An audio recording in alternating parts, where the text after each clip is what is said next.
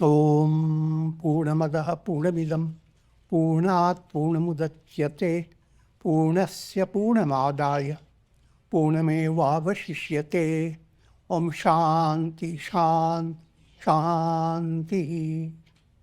Om Brahmanandam Paramasukhadam Kevalam Jnanamurtim Dvandvatitam Gagana Sadrisham Tattvamasyaadilaksham Ekam Nityam Vimalamachalam Sarvadhi Sakshibhutam Bhavatitam Trigunarahitam Sadgurum Tam Namami.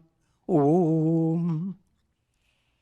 Adorations to the Sadguru, who is Brahman, the giver of supreme bliss, embodiment of pure consciousness, one without a second, vast as the ether, infinite, eternal, beyond the three gunas and their modifications, the supreme preceptor.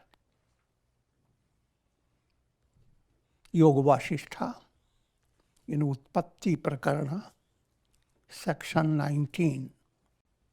The story of Leela and King Padma, also known as Mandapakyan. That story continues to present the profound insight into the process leading to enlightenment.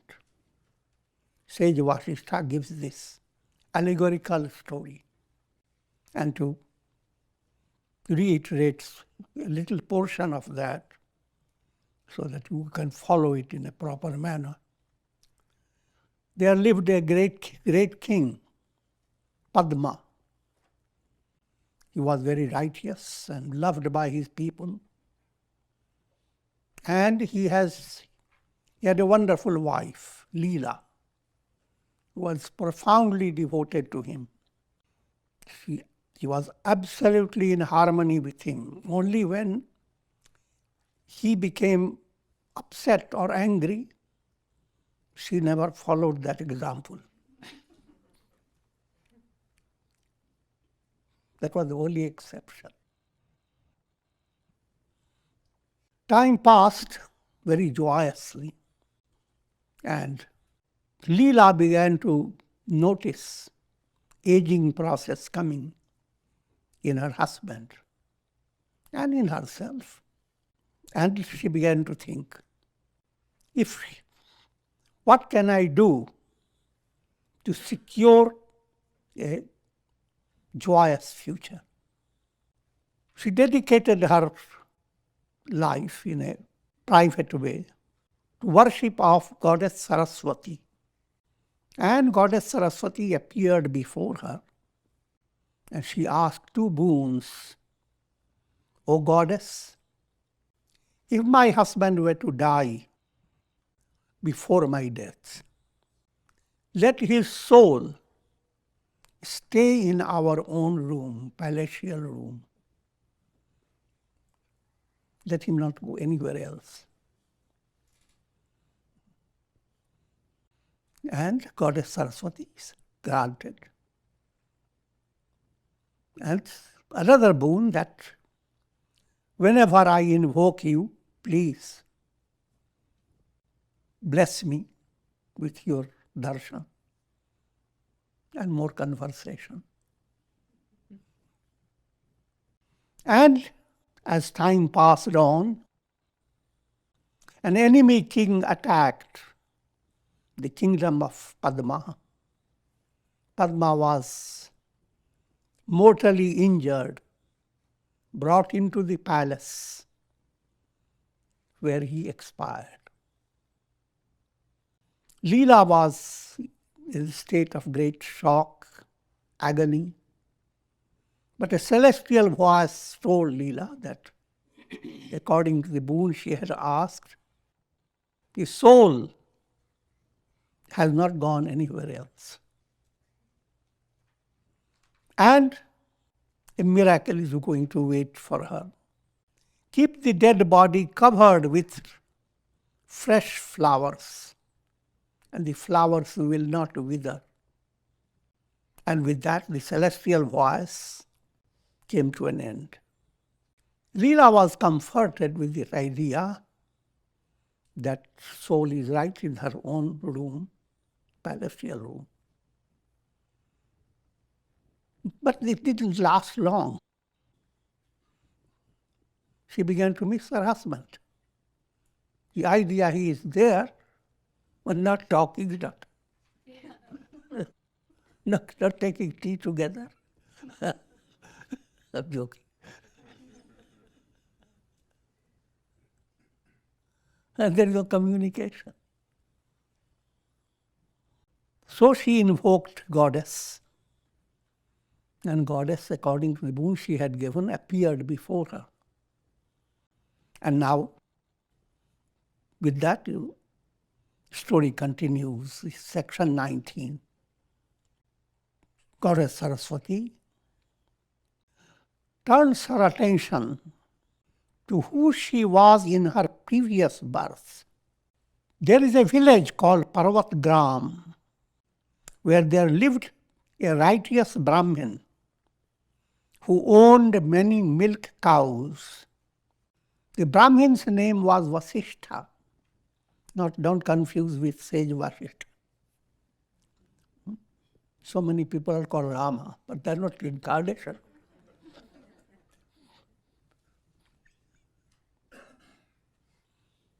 He had a wife called Arundhati, also exactly Vasistha's counterpart. His consort is Arundhati.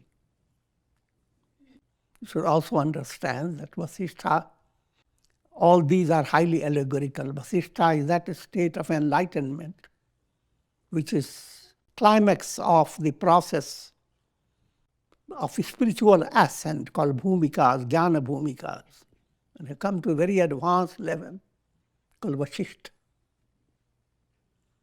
And his wife is Arundhati. When the sun begins to rise, there are times when the rising sun expresses in the form of dazzling red luminosity. As the red is spreading out, all Arun, the term is called Arun. Dhati, shining. This is an attribute of enlightenment. So that's coming back to the story.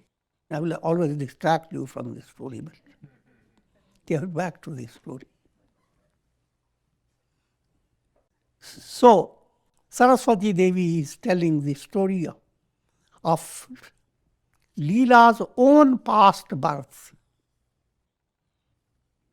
in a very shocking manner. And the story is, first Saraswati says that there is, in this vast universe, there is a corner known as Parvatgram, and there lived a Brahmin who was called Vasistha. He owned lots of cows, and his wife was called Arundhati. And they loved each other profoundly. Once upon a time, the Brahmin Vasistha happened to see a king with his army sporting in the forest. He was deeply impressed by the glory of the king. He thought within himself how wonderful it would be to be a king. As a king, I would enjoy royal glories. I would be attended by an army of many foot soldiers, horses, elephants, and chariots. This is not the dream of modern king, but you can understand. In every age, people face their reality at that time. I would spread my fame. My fame will go viral by my righteous acts. This impression continued to linger in his mind even until his death. Yes, the scriptures tell you, your last thought determines what you are going to be in your next embodiment. And this was his last. Also understand, when you say last thought, Many people died, they don't even know they are dying. What will happen to their last thought? The unconscious works out a resultant. So whether it comes to your conscious mind or not, it doesn't matter. Some people, they become aware of the last thought and expresses through their last stage of death. Their face begins to reveal that. But that doesn't apply to everyone. But the fact applies to everyone. The last resultant of your unconscious calculation is your last thought. And that's what shows or indicates where you are going to be. Another point you must understand, that having intellectually understood this point, there is a story, somebody, a great merchant, interested in billions of dollars and all that. I'm not talking dollars, rupees.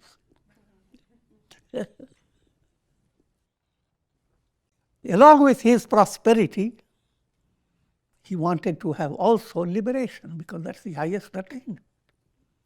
And again, to attain liberation, you have to have bhakti. In brief, to die with the last name Ram, with the Ram. So he gave name Ram to his dearest son. And during his last days, that dear son was always with him. At the time of his departure, he looks at Ram and other sons also he had. They are all divine names. Rama, Krishna, Shiva. They're so happy. Everyone is there, Rama. Suddenly the idea came to me, but is there anybody at the shop?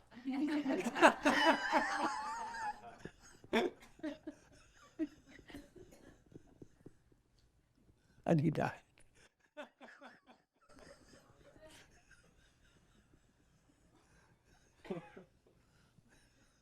So your last thought is not manipulated by accident. You have to earn it. You have to create your purushartha, self-effort, not by chance. So that, now coming back to the story, Vasistha, at the time of his dying, that was his last thought, the glory of being a king. The Brahmin continued to perform his duties in daily life with an increasing sense of righteousness, and his wife Arundhati also lived a life dedicated to service and devotion. O Leela, just as you have recently secured a boon from me, so Arundhati had once secured a boon. She had also asked that the spirit of her husband should stay confined to her room after his death. And more breaking of the news, that Arundhati was yourself.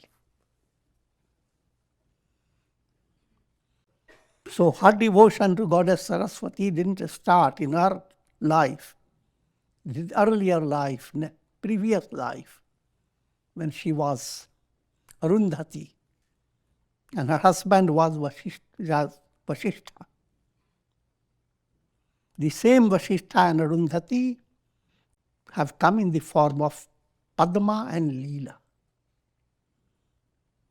But whenever people study incarnation, someone after death, they continue to view it according to their mathematics.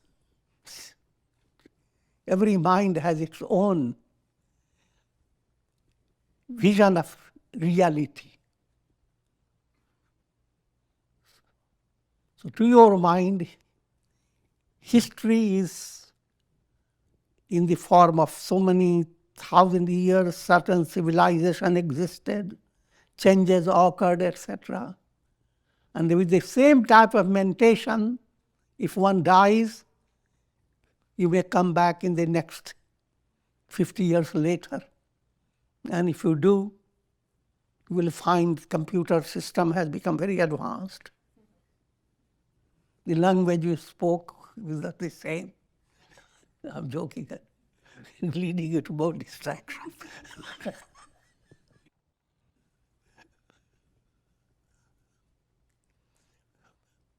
First stage, if you handle it well, that's kindergarten understanding. Come to advanced understanding. Time and space are not realities. You cannot study everything in the terms of where, which time, which place.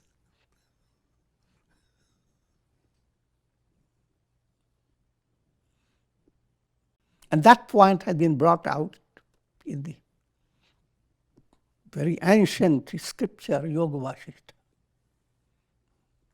To understand that, you have simple illustrations on the basis of present technology. Say, for example, you open your computer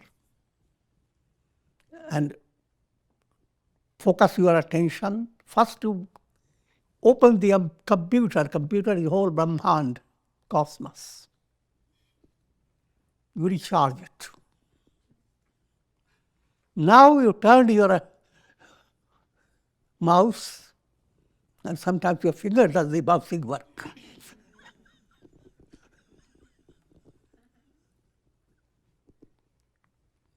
And you have turned to a folder.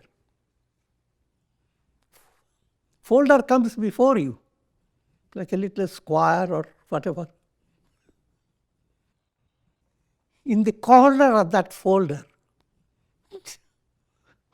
opens another file or opens another folder. In the corner of that folder opens another folder. The child nearby becomes amazed. Look at my father, he's such a magician.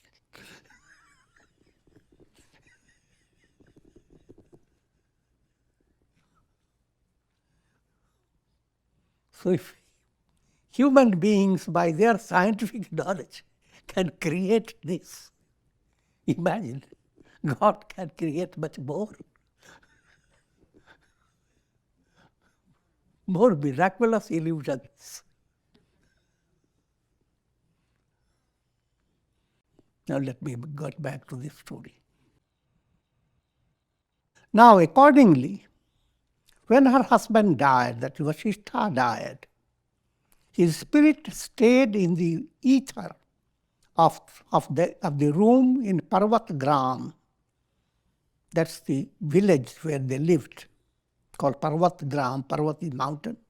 It's a hilly village. Arundhati was deeply afflicted by the separation from her husband.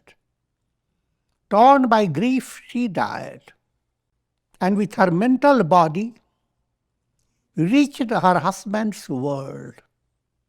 Just as a river flows from a higher to a lower level with a spontaneity, so she gravitated to the world of Vasistha's soul. And there she bloomed like a flower in spring.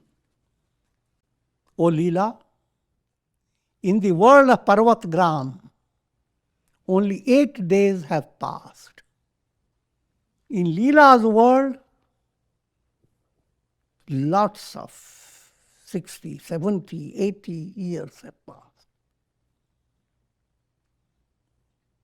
So when soul incarnates, don't keep that mind fixed on your concept of time and space.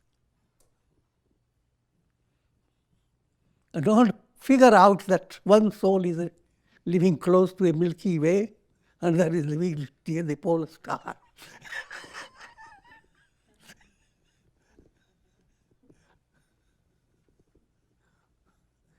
seems comfortable to the mind.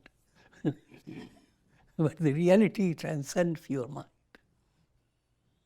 So only 8 days have passed in the world of Vasistha and Arundhati, while in the world of Padma and Leela, many years and many experiences. Leela asked, "O goddess, only 8 days have passed since the Brahmin couple died, but we have lived in this world for many, many years. How can that be possible?" The goddess replied, "O Leela, just as the perception of spaciousness is illusory, so the perception of time is also illusory." See, space, perception of space. Look up to the sky. How high is the sky?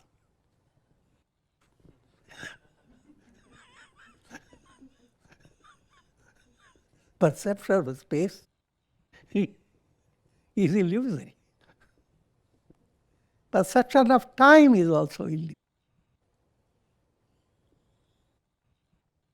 Understand in a simple way.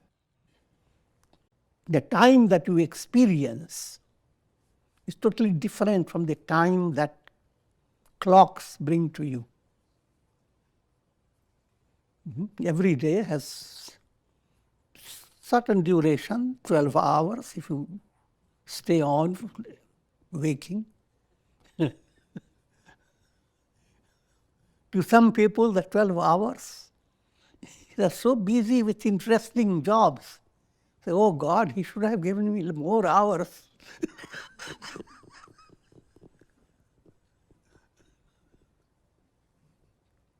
And to some who are feeling lonely and separated from their loved ones, "Oh God, you gave me 100 years in one day."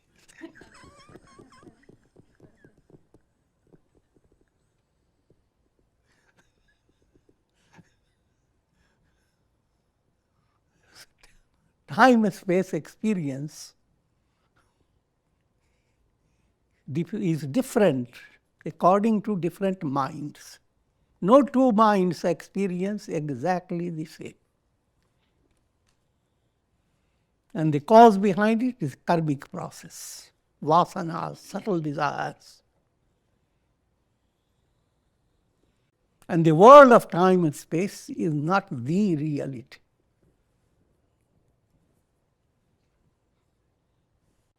And even when you view it as real, the world is transient. Nothing in the world can stay the same. Everything comes to an end. This world of time and space is a projection of the mind, an appearance that dissolves in the state of intuitional realization of the self. The reality has nothing to do with time, space, causation. The reality transcends WWWA. Who, where, when. Led by karma, the soul experiences a state of swoon for a moment. And within that moment, it forgets the happenings of the whole past life and begins to see a different form of personality confined to a different set of realities. First, focus your attention of what happens when you sleep. Hardly you go on to bed, and if you are in a normal state, you leap into sleep.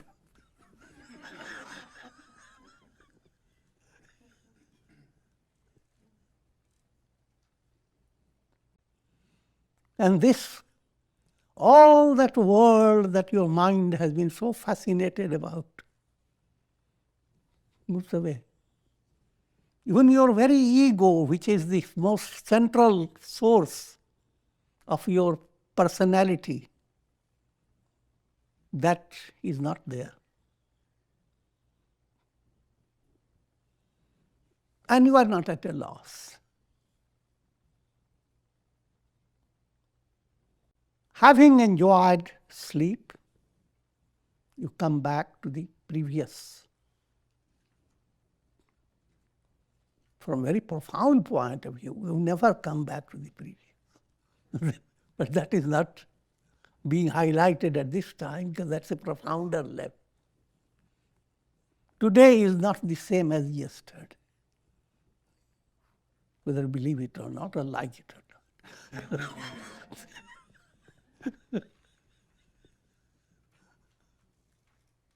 But that little variation is not so shocking. The soul continues to view being in one embodiment.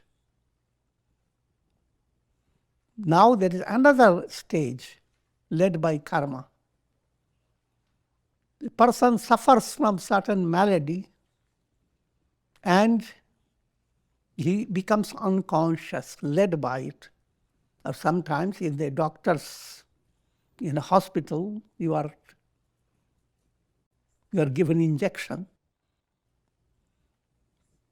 and you get into a state of unconscious. And then during unconscious, your soul has two choices: going back to the same body, going to the new one.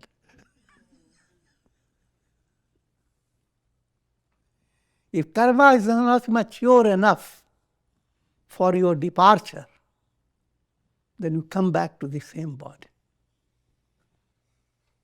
If karma is mature enough for your departure, you will not come back to the same body.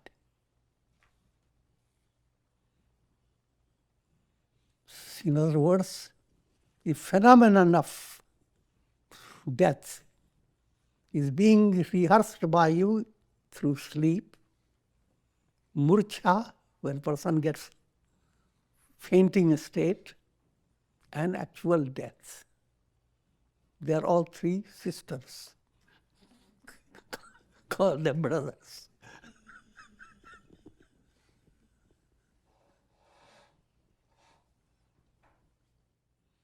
Now, when the soul becomes identified with a new body, all the past that you worked upon, they have no importance for you.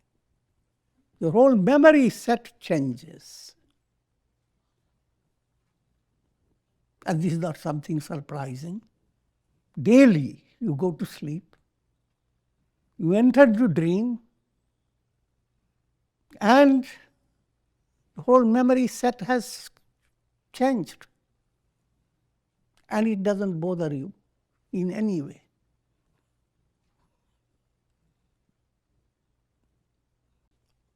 You can have amazing experiences in your dream. You are driving your car gets into a wreck.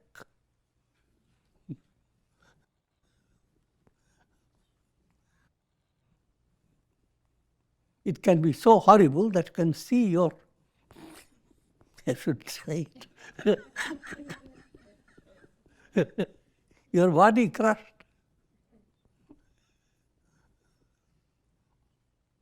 And grieve because you are dead.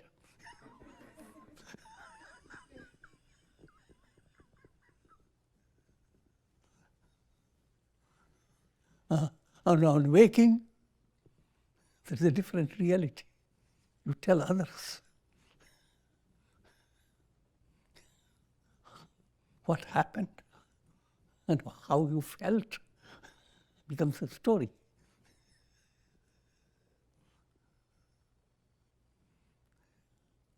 So, your normal function of the mind, normal memory and normal realities, they move away when you are dreaming. When you have karmic movement, leaving one body, going into another, all your previous memories move away from you. Now set into a different family. Your hereditary line is totally different.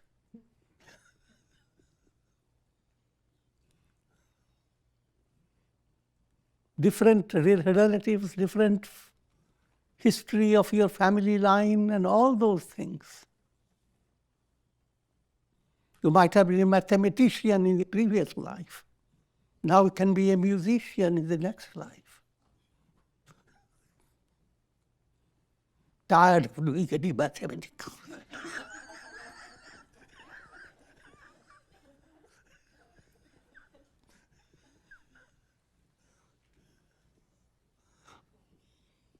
All this being said, but to understand that if you are not enlightened, even the best of your intellect works like a fox. And you are simply being led from illusion to illusion.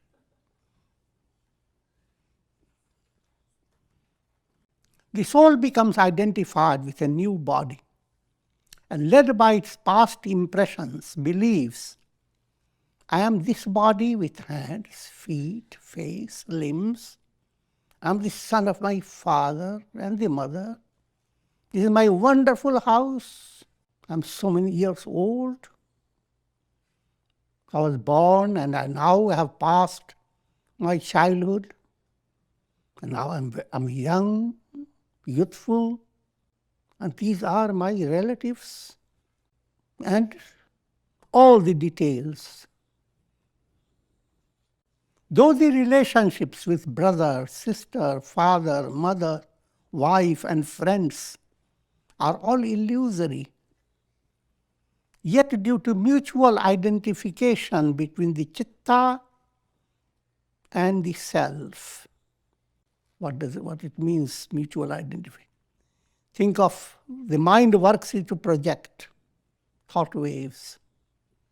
Just like when you watch a cinema show, there is a mutual identification with the screen and the projected images. And you cannot separate them. And that's the constant reality in all human experiences. Your absolute reality is the screen, the absolute, the self, Brahman, one alone that can devour countless Brahmandas. The whole universe that you know is just a little anda,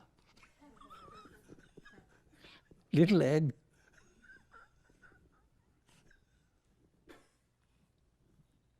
In the perceptions of a dream, both the seer and the seen are sustained by the self. Giving a dream illustration, in dream you have three factors: drashta, drishya, darshan. Drashta means seer, subject. Drishya is the world around you, the world you live in. Darshan, your experiences, what you are having, pleasure, pain. All the three are illusory. Same applies in your daily life. But unless you are a profound thinker, it doesn't bother you.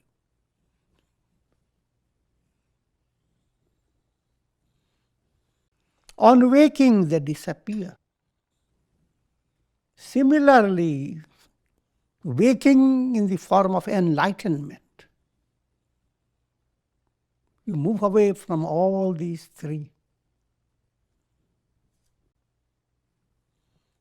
The world of seer-seen and subject-object relationship is sustained by the self. Self is pure consciousness. When the veil of ignorance is destroyed, duality is negated, and the self alone remains as the absolute reality. This is a spiritual awakening. When you wake up from your dream, the dream world dissolves. But you are in another world. That's a bigger, long dream. Wake up from the long dream, that's done by your enlightenment. Then there's nothing but the absolute self. Allegorically, this is being described. The waves are nothing. The waves are ever the same as the ocean. The idea that they arise, maintain their individuality, and then subside in the ocean is based upon illusion.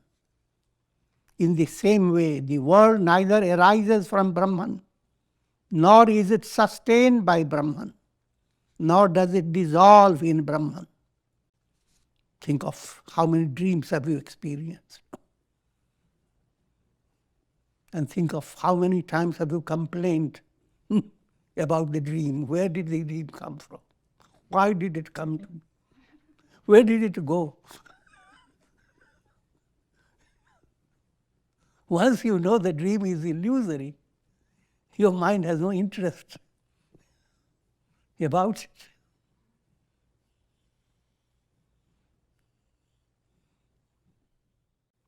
When the world of objectivity does not exist, how can there be duality of seer and seen? Veiled by the illusion of death, the soul reflects a different pattern of the world. Now, what a simple point being led, that soul that is not liberated, leaving one body, enters into another. A new time, new space, different set of activity, different sequence of events. Mother, father, brother, relatives, passage of time, knowledge about objects, desires of the mind. All these become totally different. The self, though ever unborn, due to its identification with the impure intellect, believes that it is a limited personality. Led by vasanas, it sees itself born in a particular class, possessing a distinct psychological structure, and involved in the apparent realities of the world. Put it more in a simplified way, the soul suffers from three great knots, granthis. Mala, Vikshepa and Avarana. Mala, gross impurities. Remember when I give the example of the mirror. Chitta, the mind stuff, creates the illusion. If mind stuff is completely purified, it will not create the illusion. You will have the mind, and your awareness, I am that, will not be distracted. You will have the absolute awareness. Using the simile of the mirror. Suppose the mirror is dust, full of dust. You are seeing your face, and your face splits up. You don't see the gentleness of our face, goodness of your face. You see yourself totally beyond imagination. Horrible.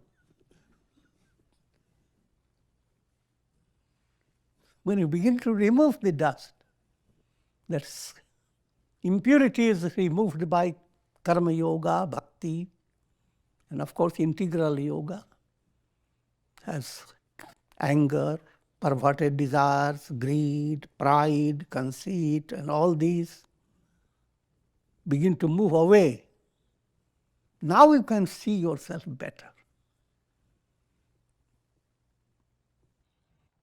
But all the time that you have kept a certain concept about yourself is suddenly shaken, and you can't believe. So your mirror begins to shake in your hand. You like that face. Oh no, that face is better.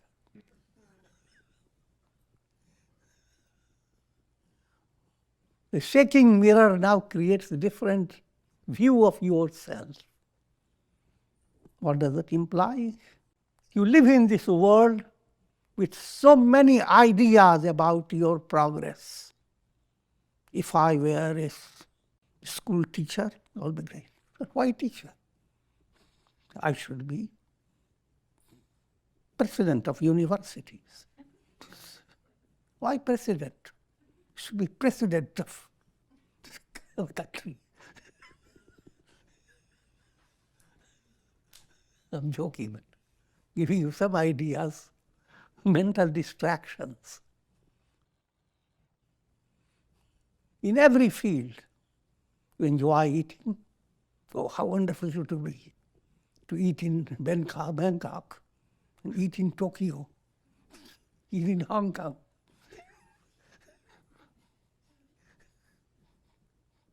They're special spices.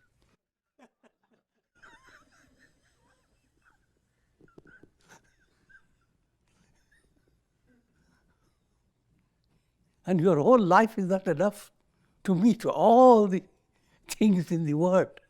Variations are plenty. The Vikshepa level puts you in that situation. It is controlled by bhakti, devotion, and meditation, and spiritual understanding, inquiry, jnana, bhakti. So integral yoga cures it. When it is cured, now you have a mirror. Dust has been removed. The hand doesn't shake. And now only one error. Your hair comes streaming down your eyes. But that's not a big problem. You shake your head a little and the hair goes back. That's called avarana. The veil. The three points, mala, vikshepa, and avarana. Mala, gross impurity, becomes the basis of negative actions, sinful karmas. And vikshepa level becomes the basis of impure vasanas, subtle desires. Avarana level is ignorance, avidya. So we use another term, avidya, kama, karma. Avidya is veil, avarana. Kama, desire that creates countless distractions. Karma, that ties you down to physical body. Within the moment of deviation from the self, the soul sees itself involved in a flow of sequential events that are in sequence. I was born of these parents. I grew up and experienced these various conditions in my life. You have a whole data about it with perfect sequence. A person may dream that he is dead, that he is reborn, that he has passed through many experiences of pleasure and pain. If you have read lots of these stories, you dream likewise.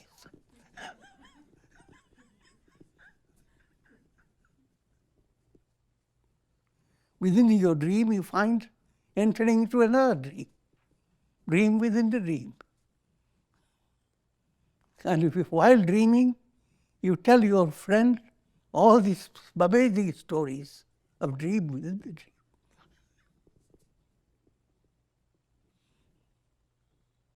On waking, all these become false. In the same way, the world is negated when a person wakes up through intuitional realization of the self. Quickly said, but waking up process is what is called sadhana, the spiritual movement. You don't wake up and suddenly see the world a big contrast. The world doesn't exist. That type of waking, that's not the meaning of the waking. You go on discovering your deeper level, and you are where you find yourself not shaken. Same situation that 5 years ago shook you up terribly. Now you are facing it with a smile. What has happened? That if you understand that, follow that process.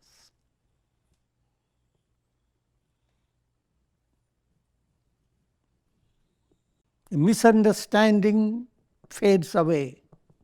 But when it fades away, it doesn't make you a ring. There is no distinguishing point that here was misunderstanding, here is understanding.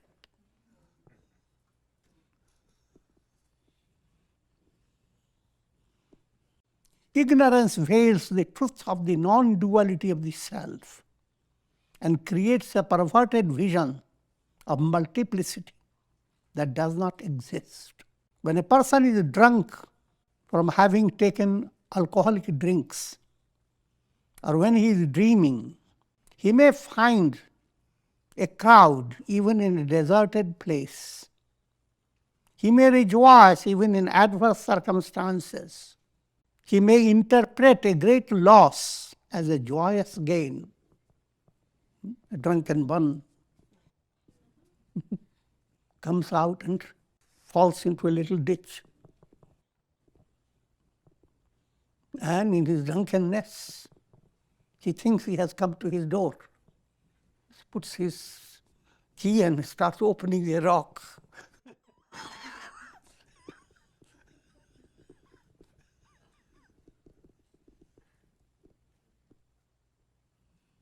And all the time he's very happy. This is extreme illustration. Now at majority level, to understand, and when mind is drawing all negative thoughts, it's the magic of ignorance. And when a mind is drawing fascinating ideas about things that are not good for you, that's also another negative process. Joy and sorrow, both viewed by conditioned mind, both are defective. But to correct it, allow your mind to develop a profound interest, profound devotion to japa. Remember God, whether you are in adversity or in prosperity. Do not let go God. Then your adversity will be viewed by you in a proper way. You will understand what was adversity, was a challenging situation presented by God to bring out your strength. So it was not adversity. And prosperity is not prosperity unless it allows your mind to become more quiet, more Godward.